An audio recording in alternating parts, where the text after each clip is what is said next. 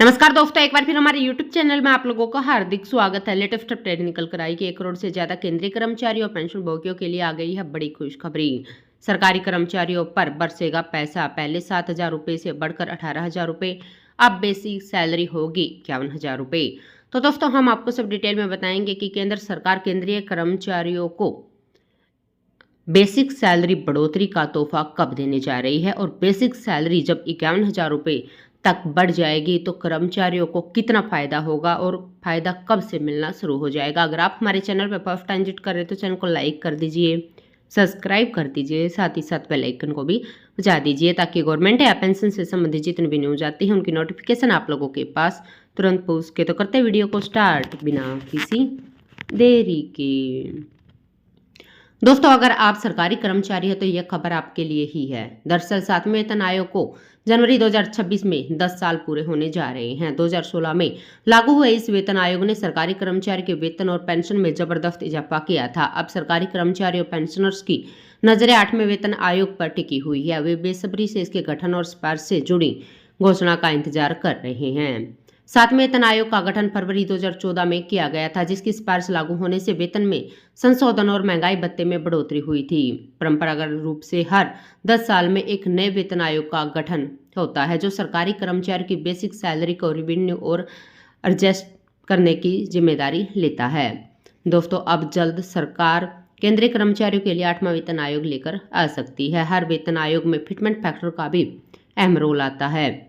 यह कर्मचारियों की सैलरी और पेंशन बढ़ाने का एक प्रमुख आधार होता है। 7वें वेतन आयोग में इसे 2.57 तय किया गया था, जिसके बाद न्यूनतम सैलरी 7,000 रुपये से बढ़कर 18,000 रुपये कर दी गई। हालांकि उस समय सरकारी कर्मचारियों ने 3.68 फिटमेंट फैक्टर की मांग की थी, लेकिन यह मंजूर नहीं हो पाया। 8वें वेतन आयोग के लिए कर्मचारी संगठनों ने 2.86 की फिटमेंट फैक्टर की उम्मीद जताई है।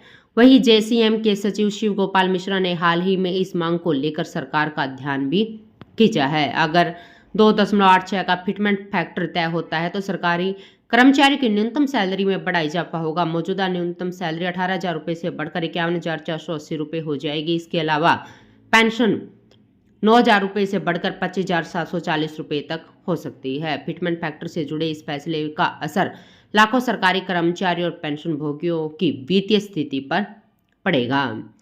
दोस्तों, कर्मचारियों से जुड़ी समस्याओं को उठाने वाली सबसे बड़ी संगठन एनसीजेसीएम 8वें वेतन आयोग को बनाने की मांग कर रही है। जुलाई 2024 में संगठन द्वारा सबमिट किए गए मेमो में इस कमीशन को बनाने के लिए त्वरित कदम उठाने का आवेदन किया था। एक और अपील 2024 में की थी।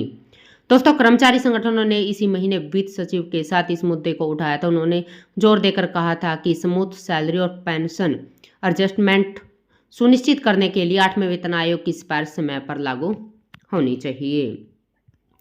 दोस्तों, 2026 में 7वें वेतन आयोग की अवधि खत्म हो रही है, जिससे नए पे कमीशन के गठन की मांग जोर पकड़े हुई है। खासकर फिटमेंट फैक्टर और उससे सैलरी और पेंशन पर पड़ने वाले असर को लेकर चर्चा चल रही है। सरकारी कर्मचारियों और संगठनों का मानना है कि केंद्र सरकार जल्द ही इस दिशा में कोई ठोस कदम उठाएगी। फिलहाल कर्मचारी उम्मीद कर रहे हैं कि उनकी मांगों को गंभीरता से लिया जाए और जल्द ही 8वें वेतन आयोग की प्रक्रिया शुरू की जाए। तो दोस्तों, आज के लिए इतना ही। मिलते हैं नेक्स्ट वीडियो में। तब तक के लिए जय हिंद, जय भारत।